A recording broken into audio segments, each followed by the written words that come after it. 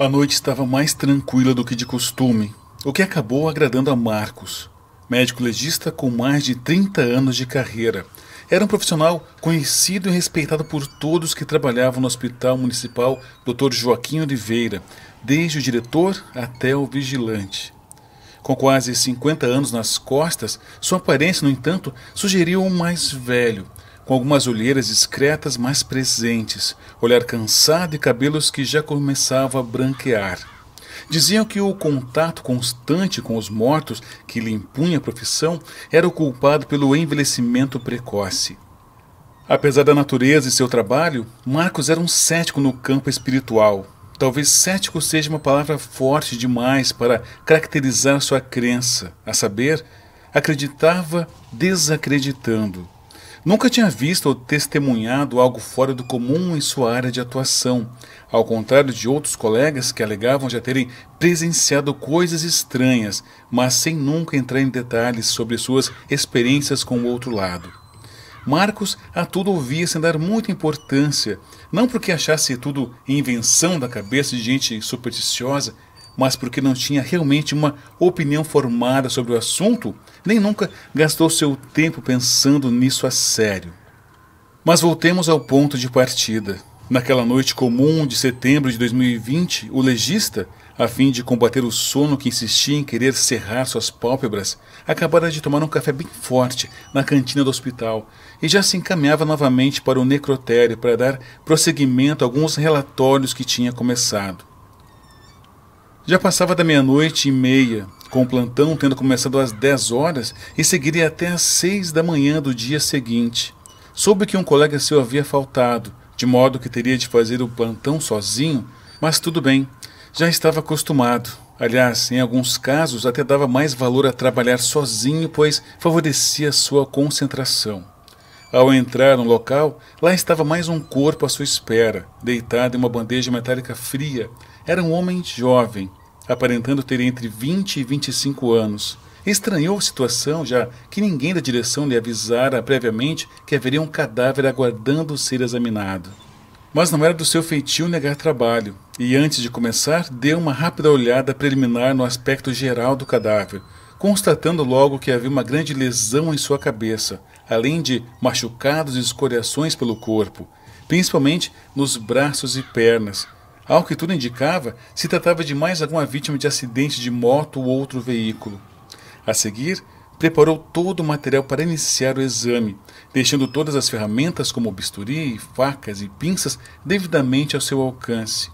Mas antes de começar, sentiu que estava com a garganta seca e saiu rapidamente para tomar um copo d'água, deixando a porta do necrotério entreaberta.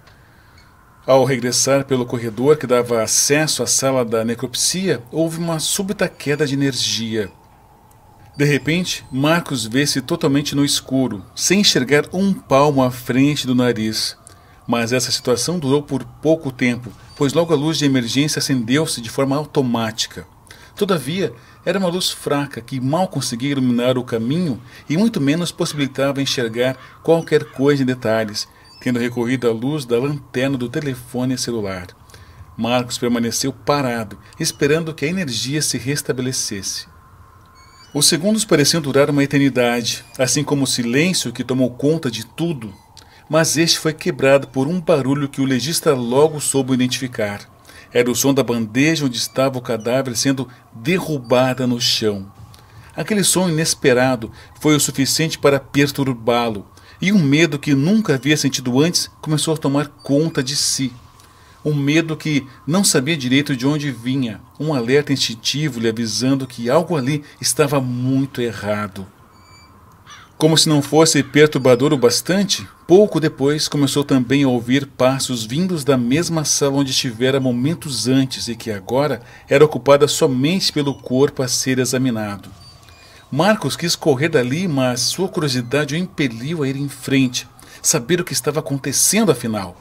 Ao chegar, olhou de relance pela fresta da porta e custou acreditar no que seus olhos viam. Estes lhe mostravam que o corpo, antes deitado e inerte na bandeja, agora encontrava-se em pé, de costas para ele. O cadáver percebeu que era observado e aos poucos virou-se para o legista, que permanecia como que petrificado, em choque, sem conseguir reunir forças para se mover. Marcos, então, contemplou todo o horror daquela face ensanguentada, de olhos arregalados e com horrível ferida aberta na cabeça, através da qual se podia enxergar o cérebro. O cadáver começou a vir na direção de Marcos, tal como um zumbi faminto de filmes de terror antigos. Então, até mesmo a luz do celular apagou-se e tudo ficou novamente escuro.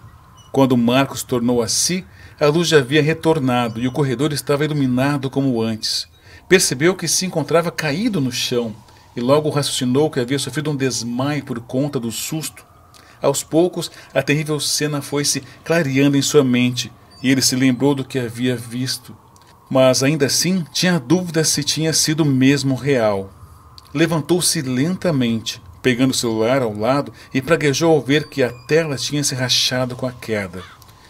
Já em plena posse dos sentidos, olhou discretamente pela porta e viu sua sala de necropsia em ordem, com os instrumentos devidamente em seus lugares, assim como ele os havia deixado momentos antes. Mas havia também algo diferente. O corpo continuava deitado na bandeja, do mesmo jeito que ele o havia encontrado antes de todo o horror acontecer. O mesmo rosto deformado que há pouco o encarava ameaçador agora encontrava-se sereno, pálido pelo frio da morte e enrijecido pelo rigor mortis. Ainda restava uma necropsia a ser feita. No entanto, Marcos não a fez. Saiu de lá e não retornou mais pelo restante daquela noite, nem nas noites que seguiram pelas próximas semanas. E quando enfim retornou, já não era mais cético.